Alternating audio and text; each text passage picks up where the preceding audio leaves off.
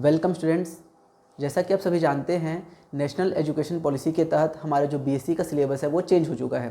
तो इस नए सिलेबस के अकॉर्डिंग हम लोग आज से एक नया वीडियो लेक्चर सीरीज स्टार्ट करेंगे, जिसमें हम सारे टॉपिक्स को कवर करेंगे। ठीक है, तो आज के लेक्चर में हम बीएससी फर्स्ट सेमेस्टर में पेपर 1 एलिमेंट्री कैलकुलस के बुक से स्टार्ट करते हैं और इस बुक में हम यूनिट 3 से स्टार्ट करेंगे। ठीक है, यूनिट 3 से हम लोग इसे स्टार्ट कर रहे हैं क्योंकि जो यूनिट 1 है और यूनिट 2 है, इसके जो वीडियो लेक्चर्स है वो मैंने पहले बनाया हुआ है। ठीक है, जो पुराना सिलेबस है उसके अकॉर्डिंग वीडियो बना हुआ है और सारे टॉपिक्स आपको मिल जाएंगे। ठीक है, तो यूनिट 1 और यूनिट 2 को आप देख सकते हो, वहाँ से अपने टॉपिक वाइज सर्च कर लेना, कौन से प्लेलिस्ट में आपको मिल जाएगा। आज हम यूनिट 3 से स्टार्ट करते हैं। यूनिट 3 में जो हमारे पास बहुत सारे चैप्टर हैं। ठीक है, यूनिट 3 में आप देखोगे तो आपके पास कार्वेचर है, ठीक है, ट्रेसिंग ऑफ कर्व है, एसिम्टोट्स है, बहुत सारे टॉपिक हैं। इसमें जो मोस्ट इंपॉर्टेंट टॉपिक है वो होता है आपका एसिम्टोट्स या फिर अनंत स्पर्शी। ये बहुत इंपॉर्टेंट है और यूनिवर्सिटी एग्जाम में इस टॉपिक से एक प्रश्न हमेशा पूछा जाता है। ठीक है, और ये बहुत ज़्यादा टफ भी नहीं है, बहुत आसान है। तो इस टॉपिक को आप अच्छे से पढ़ना ताकि एक प्रश्न जो आएगा वो आपसे अच्छे से बन जाए। ठीक है, तो चलिए स्टार्ट करते हैं अनंत स्पर्शियाँ। चलिए, तो सबसे पहले हम लोग समझते हैं अनंत स्पर्शी का मतलब क्या होता है। ठीक है, अनंत स्पर्शी का मतलब क्या होता है, जैसे कि आपको एक वक्र दिया गया। ठीक है, वक्र कोई सा भी आपको दिया गया है इस प्रकार से। देखिए, ये एक वक्र है। ठीक है, इस वक्र का आपको इक्वेशन दिया रहेगा जिसकी हेल्प से आपने ये वक्र बनाया है। तो एक ऐसी सरल रेखा, ठीक है, सरल रेखा की इक्वेशन क्या होता है, y बराबर mx प्लस सी। ठीक है, ये होता है सरल रेखा का समीकरण। तो एक ऐसी रेखा जो किसी वक्र को अनंत पर जाके छूती है वो कहलाता है अनंत स्पर्शी। ठीक है, तो ये जो सरल रेखा है ना, वो इस वक्र के लिए क्या कहलाएगा, अनंत स्पर्शी कहलाएगा। नाम से स्पष्ट है, अनंत स्पर्शी का मतलब क्या है, अनंत पे टच करना, अनंत पे छूना। तो ये जैसे वक्र है, तो ये वक्र देखिए आगे बढ़ते जा रहा है, तो आपको एक ऐसा रेखा फाइंड करना है, सरल रेखा, जो इस वक्र को अनंत पे जाके टच करे, तो वो कहलाएगा अनंत स्पर्शी। ठीक है, तो आपको क्वेश्चन सिंपल सा पूछा जाएगा, एक वक्र का इक्वेशन दिया जाएगा और बोलेंगे कि आप अनंत स्पर्शी ज्ञात कीजिए। ठीक है, तो क्वेश्चन में सिर्फ आपको एक वक्र का इक्वेशन दिया जाएगा और आपको फिर पूरा अनंत स्पर्शी ज्ञात करना है। ठीक है, तो इसके बहुत सारे अलग अलग तरीके हैं फाइंड करने के। मैं आपको बहुत ही आसान तरीका बताता हूं और ये जो हमारा वीडियो लेक्चर है ना, वो 2 पार्ट में बनेगा। आज के लेक्चर में मैं पहले एक टाइप का जो क्वेश्चन उसको सॉल्व कराऊंगा और सेकंड वीडियो लेक्चर में सेकंड टाइप के क्वेश्चंस को सॉल्व कराऊंगा। ओके, चलिए, तो फर्स्ट मेथड को स्टार्ट करते हैं और इस मेथड को स्टार्ट करने से पहले मैं आपको कुछ कीवर्ड्स बता देता हूँ। ठीक है, कि कैसे आप प्रश्न को समझोगे और कौन कौन से टर्म्स को निकालने के लिए आपको ज़रूरत पड़ने वाला है। ठीक है, तो देखिए आपके पास जो प्रश्न है वो कुछ इस प्रकार से दिया जाएगा, वक्र का इक्वेशन। ठीक है, एक्स और वाई के टर्म्स रहेंगे। ठीक है, पावर 4, पावर 3, पावर 2, ठीक है, इस प्रकार का एक इक्वेशन दिया जाएगा। ठीक है, अब यहाँ पर जब आपको इक्वेशन दिया जाएगा तो सबसे पहले आपको चुनाव करना है n का। ठीक है, n का मान क्या होने वाला है, तो ध्यान से आपको देखना है कि जो इक्वेशन दिया गया है उसमें जितने भी टर्म्स हैं उसमें सबसे बड़ा घात कितना है, वही कहलाएगा आपका n। तो इसको ध्यान से आप देखोगे तो देखिए यहाँ पर इस टर्म का घात कितना है, 4 है। इस वाले टर्म का घात कितना है, हायर पावर, ये 3 है और ये 1 है। तो ध्यान देना, कभी भी गुणा के फॉर्म में अगर दिया गया है तो दोनों घात को आपस में आपको जोड़ देना है। तो ये 3 घात और ये 1 घात, ये भी कितना घात का हो गया, 4 घात। ये क्या हो जाएगा, 2 और 2 4 घात। ये 2 घात का है, ये 2 घात का है और ये, ठीक है, ये तो कांस्टेंट टर्म है।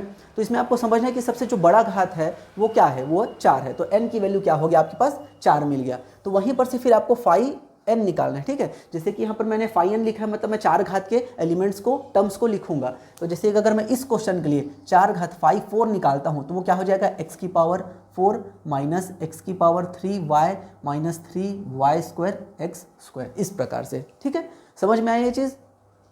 फाई, सबसे पहले आपको n का चुनाव करना है। n का चुनाव कैसे करोगे आप, जो सबसे बड़ा घात है वहां पर से। ठीक है, तो फाई 4 निकल गया। उसके बाद आपको क्या निकालना है, फाई n माइनस 1, मतलब फाई क्या निकालना है आपको, फाई 3 निकालना है। 3 घात के टर्म्स कौन कौन से हैं, तो देखो 3 घात के यहाँ पर कोई भी एलिमेंट नहीं है, तो 3 घात नहीं है तो मतलब वो क्या हो जाएगा, 0। ऐसे ही फाई 2 निकालना है।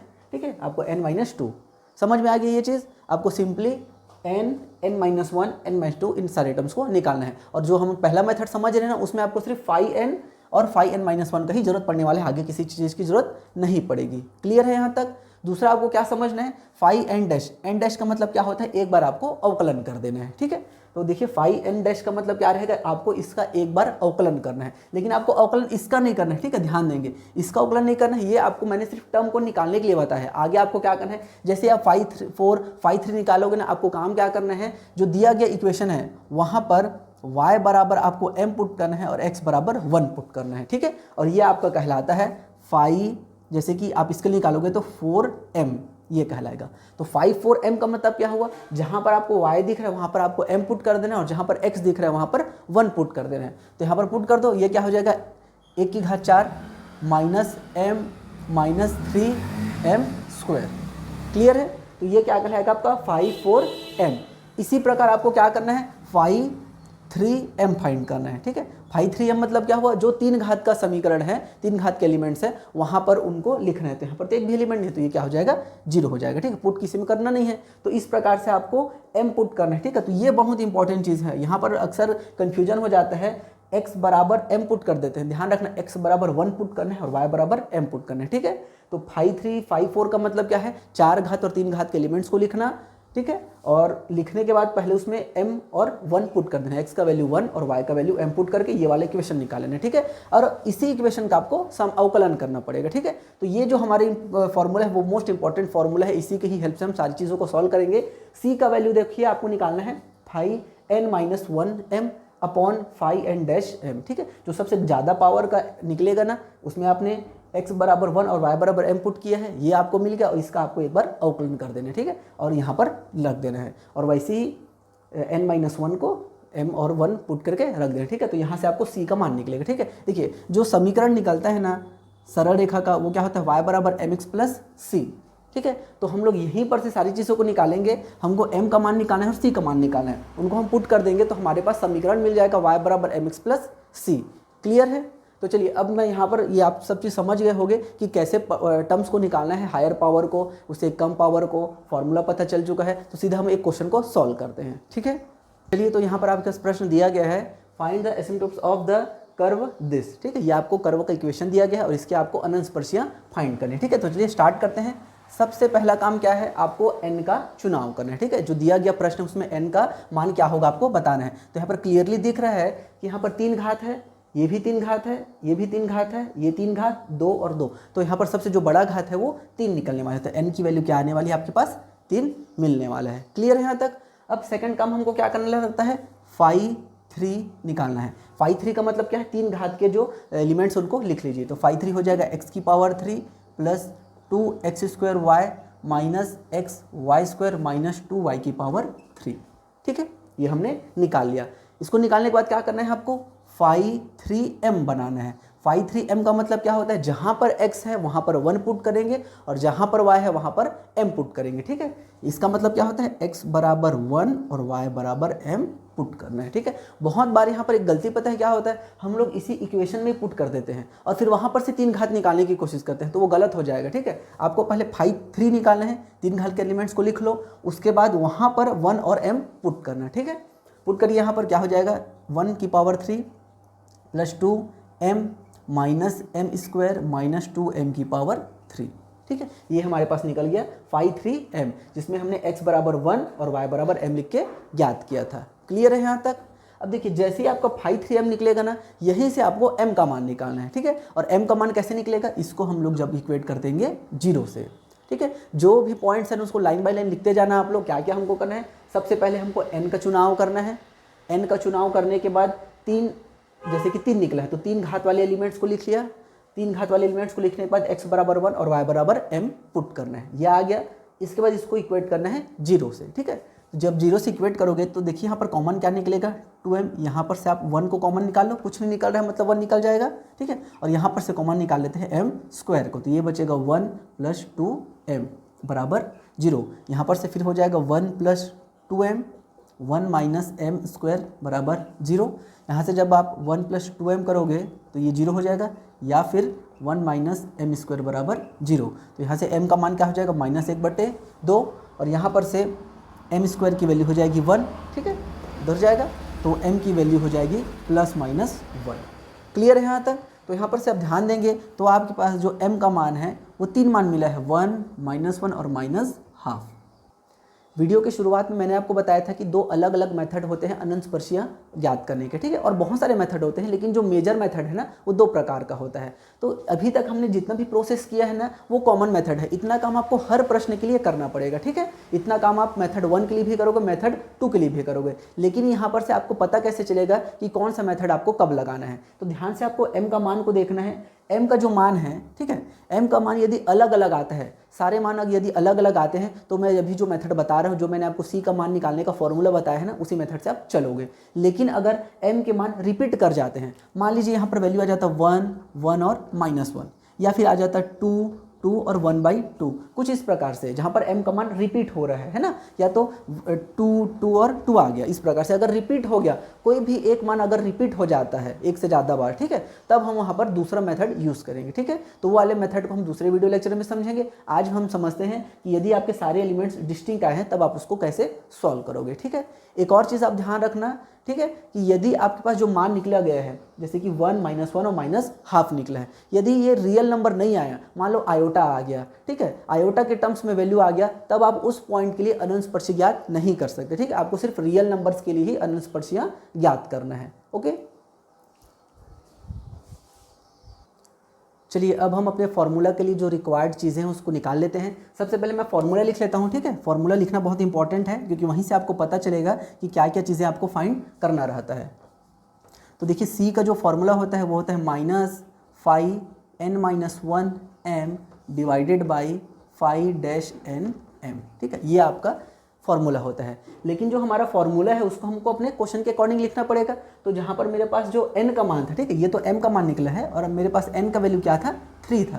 तो उसको जब मैं यहाँ पर पुट करूँगा तो देखिए मेरे को कुछ इस प्रकार से मिलेगा 5/2m/3-m, ठीक है। तो मेरे को यहाँ पर क्या क्या चाहिए, 5/3 का डेरिवेटिव चाहिए और 5/2 चाहिए। देखिए 5/3 मैंने निकाल लिया था ऑलरेडी, तो इसका मैं डेरिवेटिव कर लेता हूँ 5/3-m। तो ये क्या हो जाएगा, इसका आप अवकलन कर दो, ये हो जाएगा 2 - 2m - 6m का स्क्वायर। क्लियर है, 5/3 निकल गया। अब मेरे को 5/2 निकालना है, तो 5/2 पहले आप निकालोगे। 5/2 मतलब क्या होता है, 2 डिग्री के टर्म्स को लिख लीजिए। तो 2 डिग्री का कौन सा है, ये दोनों हैं। तो ये हो जाएगा आपका xy - y का स्क्वायर, ठीक है। अब 5/2 के बाद 5/2m निकालना है। 5/2m का मतलब क्या होता है, जहाँ पर x है वहाँ पर 1 पुट करना है, जहाँ पर y है वहाँ पर m पुट करना है। तो ये हो जाएगा m - m का स्क्वायर। क्लियर है। और इन सारी चीज़ों को आप इस जो इक्वेशन है उसमें पुट कर दो, ठीक है, फॉर्मूला में। तो c का वैल्यू क्या हो जाएगा, -5/2m क्या हो जाएगा यहाँ पर, ये हो जाएगा m - m का स्क्वायर डिवाइडेड बाई 5/3 हो जाएगा आपके पास 2 - 2m - 6m का स्क्वायर, ठीक है। अब देखिए आपके पास m का मान दिया गया था 1, -1 और -1/2। बारी बारी से m का मान पुट करके आप c का अलग अलग मान निकाल सकते हैं, ठीक है। चलिए अब हम m का मान रख के c का मान निकालते जाते हैं। तो जब मैं m की वैल्यू 1 पुट करूँगा, ठीक है, यहाँ पर, तो क्या निकलेगा ये मेरे पास c = -1 - 1 का स्क्वायर डिवाइडेड बाई 2 - 2 × 1 - 6 × 1 का स्क्वायर। क्योंकि ये तो 1 - 1 क्या हो जाएगा, 0 हो जाएगा। क्लियर है, तो ये तो निकालने का कोई ज़रूरत नहीं है। तो c का मान क्या आ रहा है, 0, जब m का मान 1 है तब। तो ये क्या आ गया, देखिए अब आपको फॉर्मूला लगाना है y = mx + c। तो देखिए आपका y, m की वैल्यू क्या है 1, तो ये हो जाएगा x, और c का वैल्यू 0 है। तो ये आपका पहला अनंत स्पर्शी का समीकरण निकल गया, y = x।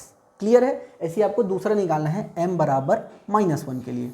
m बराबर जब आप -1 के लिए निकालोगे तो ये हो जाएगा माइनस, ठीक है, -1 - -1 का स्क्वायर डिवाइडेड बाई 2 + 2 - 6। तो जब आप इसको निकालोगे तो ये क्या मिलेगा आपको, देखिए -1 डिवाइडेड बाई ये हो जाएगा -2, दैट मीन्स ये आपका आ जाएगा 1, ठीक है। इसको जब आप सॉल्व करोगे तो सॉरी ये आ जाएगा -1 आ जाएगा, ठीक है, -2 + 2 ये -1। तो देखिए c की वैल्यू क्या मिल रही है, -1, जब आपने m का वैल्यू -1 रखा था। तो ये आपका समीकरण क्या हो जाएगा, y = m के जगह पे -1, ठीक है, और ये x हो जाएगा, और c की वैल्यू भी -1।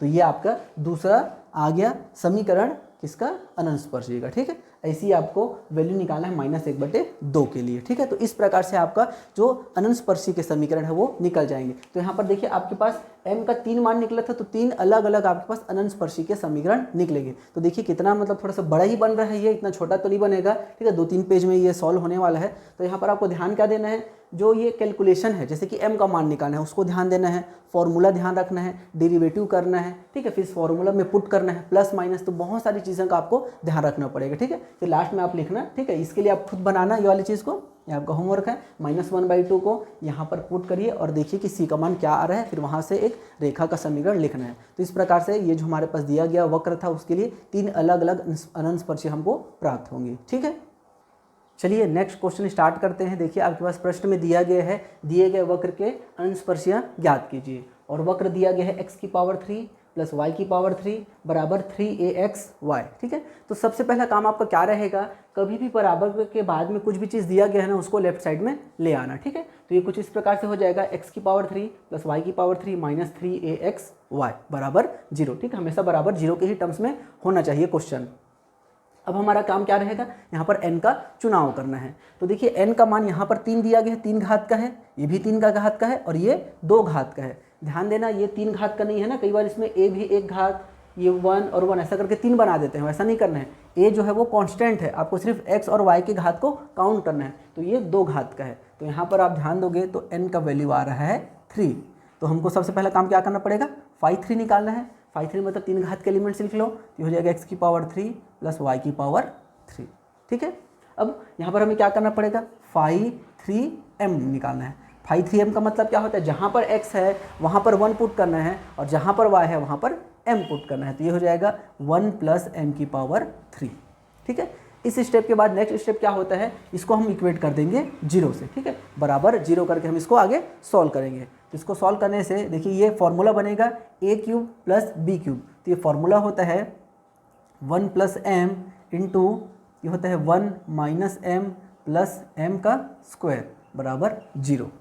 ठीक है, ये वाले फॉर्मूला से हम इसको तोड़कर लिखेंगे। ठीक है, और यहाँ पर से m का मान निकालेंगे। तो m का मान यहाँ पर से देखो, यहाँ से क्या निकलेगा -1 और यहाँ से देखिए m का मान जब आपको निकालना है, इसको थोड़ा मैं अरेंज करता हूँ, m² - m + 1 बराबर 0। ठीक है, यहाँ से m का मान जब आप निकालोगे तो डायरेक्ट तो निकलेगा नहीं, तो यहाँ पर हमको फॉर्मूला अप्लाई करना पड़ेगा b²। ठीक है, -4ac/2a वाला। तो यहाँ पर जब आप निकालोगे m का वैल्यू तो क्या होता है फॉर्मूला -b + b² - 4ac/2a। तो ये वैल्यू आ जाएगा 1 ± √3i/2।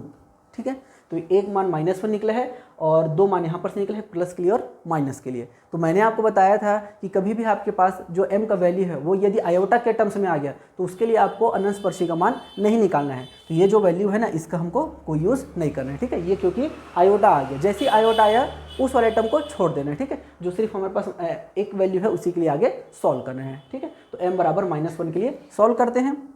ठीक है, तो देखिए 5/3m निकल गया, तो हमको फॉर्मूला में 5/3 की भी ज़रूरत पड़ती है। तो इसका अवकलन कर लेते हैं भाई एक बार। तो ये क्या मिल जाएगा मेरे को, 3m² मिल जाएगा। ठीक है, इसके अलावा और किस चीज़ का ज़रूरत पड़ता है, 5/2 का ज़रूरत पड़ता है। 5/2 मतलब 2 डिग्री के एलिमेंट्स। 2 डिग्री वाला कौन है, ये वाला है। तो ये हो जाएगा -3ax(y). तो 5/2m की वैल्यू क्या हो जाएगी, -3am। क्लियर है, अब फॉर्मूला यूज़ कर देते हैं। तो फॉर्मूला c बराबर क्या होता है, -5n-1m/5n-m। ये फॉर्मूला होता है।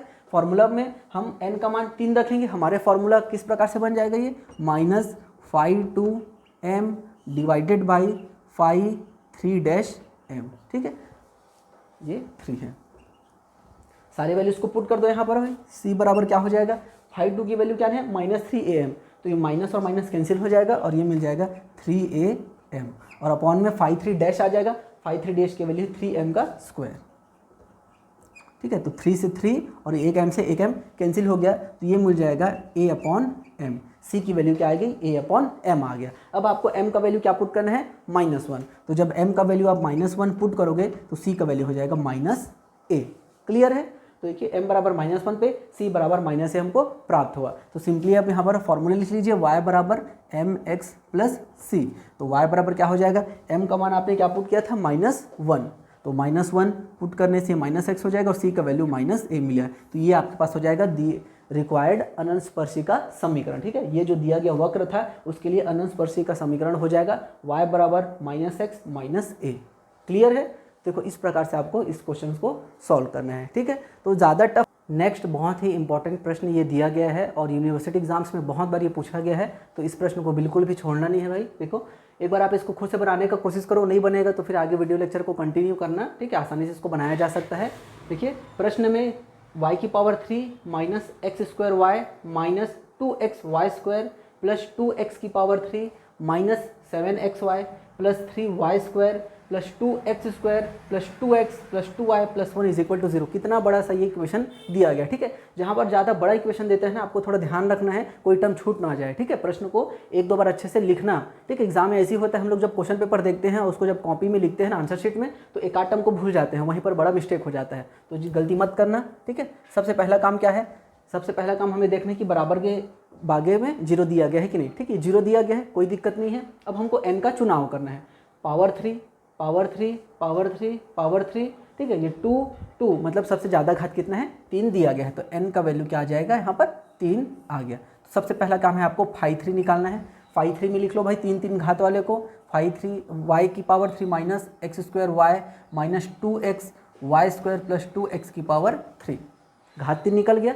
यहाँ पर हमको पुट करना है फाई 3m, जहाँ पर x है वहाँ पर 1, जहाँ पर y है वहाँ पर m, तो ये हो जाएगा m की घात 3 minus m minus 2m square plus 2, ठीक है। अब इसको बराबर कर देना है 0 और यहाँ से m का मान निकालना है, ठीक है। m यहाँ पर से बाहर निकल जाएगा, ये बचेगा m स्क्वायर माइनस 1, यहाँ से 2 बाहर निकलेगा तो ये हो जाएगा m स्क्वायर माइनस 1 बराबर 0, तो ये हो जाएगा m माइनस 2 और ये हो जाएगा m स्क्वायर माइनस 1 बराबर 0, ये हो जाएगा m माइनस 2 बराबर 0 और ये हो जाएगा m स्क्वायर बराबर 1, तो m की वैल्यू यहाँ पर आ जाएगी 2 और यहाँ पर m का वैल्यू हो जाएगा +1 और -1, ठीक है। तो m के जो मान निकले हैं वो तीनों के तीनों अलग अलग निकले हैं, मतलब हम अब आगे इस मेथड से प्रोसीड कर सकते हैं, ठीक है। तो इसके लिए हमें क्या क्या चीज़ का जरूरत पड़ेगा भाई, फाई 2 निकालना पड़ेगा, सॉरी फाई 3 का डैश निकालना पड़ेगा पहले, ठीक है। फाई 3 डैश निकाल लेते हैं, तो ये क्या हो जाएगा 3m का स्क्वायर -1 माइनस 4m और प्लस 0, ठीक है। ये हमने निकाल लिया फाई 3 डैश, ठीक है। अब निकालना है फाई 2। फाई 2 का मतलब क्या है, 2 घात के एलिमेंट्स को लिख लो, ये 2 घात का है, ये भी 2 घात का और ये भी 2 घात का, इन सबको लिख लो, तो हो जाएगा -7xy plus 3y square plus 2x का स्क्वायर। तो फाई 2m का वैल्यू कितना हो जाएगा, -7m प्लस 3m का स्क्वायर प्लस 2, क्लियर है, ये निकल गया फाई 2m। अब हम फॉर्मूला लिख लेते हैं, c बराबर क्या होता है माइनस फाई 2m, ठीक है। मैं डायरेक्ट लिख रहा हूँ, n-1 करके नहीं लिख रहा हूँ क्योंकि 3 घात का है ना, तो डायरेक्ट फॉर्मूला लिख लेता हूँ, तो ये हो जाएगा phi 2m by phi 3 dash m, ठीक है। एलिमेंट्स को सारे पुट कर दो भाई। फाई 2m का मान क्या था, कहाँ गया, ये माइनस, ठीक है, ये माइनस को भूलना नहीं है ना, अलग से बाहर में दिया गया, ये -7m प्लस 3m का square plus 2 divided by phi 3 dash क्या है, ये 3m square minus 4m minus 1, ठीक है। ये आपका c हो गया, ठीक है। अब बारी बारी से m का मान 2, 1 और -1 पुट करके c का मान हमको निकालना है, ठीक है। चलिए अब सबसे पहले हम m बराबर 1 के लिए निकालते हैं, तो देखो c का मान क्या निकल जाएगा, c बराबर हो जाएगा -7 प्लस 3 प्लस 2 डिवाइडेड बाई 3 -4 -1, तो ये हो जाएगा ऊपर में क्या आ जाएगा 5, ये हो जाएगा 2 बटे -2 बराबर -1 आ गया, ठीक है। तो m बराबर 1 है और c बराबर -1, तो वक्र क्या हो जाएगा y बराबर mx प्लस c, तो ये हो गया आपका एक अनंतस्पर्शी का समीकरण। ऐसे ही m बराबर आप -1 के लिए निकालो, ठीक है। तो c का वैल्यू क्या हो जाएगा ये हो जाएगा 7 प्लस 3 प्लस 2 बटे में क्या हो जाएगा ये 3 प्लस 4 -1, तो 7 3 10, 10 2 12 और ये 12, मतलब ये हो जाएगा -2, ठीक है। तो ये समीकरण क्या आ जाएगा y बराबर mx मतलब -1x प्लस c मतलब -2, तो ये आपके पास दूसरा अनंतस्पर्शी का समीकरण मिल जाएगा, ठीक है। और ये वाले के लिए आप खुद से बनाना, ठीक है। तो इस प्रकार से ये वाला प्रश्न ऐसे सॉल्व हो जाएगा, ठीक है। तो बहुत ज़्यादा बड़ा नहीं है, ठीक है। आपको बस समझना है कहाँ पर गलती नहीं करना है, जैसे अवकलन करने पर गलती नहीं करना है, m का मान निकालने में गलती नहीं करना है, फॉर्मूला पुट करके ये माइनस बाहर में दिया गया है, यहाँ पर गलती नहीं करना है। बहुत बार ऐसा गलती होता है और इसी में नंबर कट जाता है, ठीक है। और लास्ट में आपको तीनों समीकरण को लिखना है, ठीक है। पहला समीकरण, दूसरा समीकरण और एक तीसरा समीकरण बनेगा, उसको लिखना और बोलना पड़ेगा कि दिए गए वक्र के लिए ये जो 3 समीकरण है वो अनंतस्पर्शी का काम करेंगे, ठीक है। इस प्रकार से ये वाला प्रश्न आपसे इससे सॉल्व हो जाएगा। तो यहाँ पर आपके पास कुछ होमवर्क क्वेश्चन है, स्क्रीन पे आ रहा होगा। ये सारे जो प्रश्न है बहुत ही इंपॉर्टेंट है और यूनिवर्सिटी एग्जाम्स में कभी ना कभी पूछे गए हैं, तो इनको जरूर आपको सॉल्व करना है। और ये 2 प्रश्न और दिया गया है, इन दोनों प्रश्नों को भी सॉल्व करना है। और अगर इतना प्रश्न का तैयारी कर लोगे ना तो एक क्वेश्चन डेफिनेटली बन जाएगा, ठीक है। तो इतना को अच्छे से तैयारी करना। और नेक्स्ट वीडियो लेक्चर में जो मेथड 2 है, अगर कोई m का मान रिपीट कर जाता है तो कैसे सॉल्व करते हैं उसका मैं अच्छे से आपको सॉल्यूशन बताऊंगा, ठीक है। Thank you.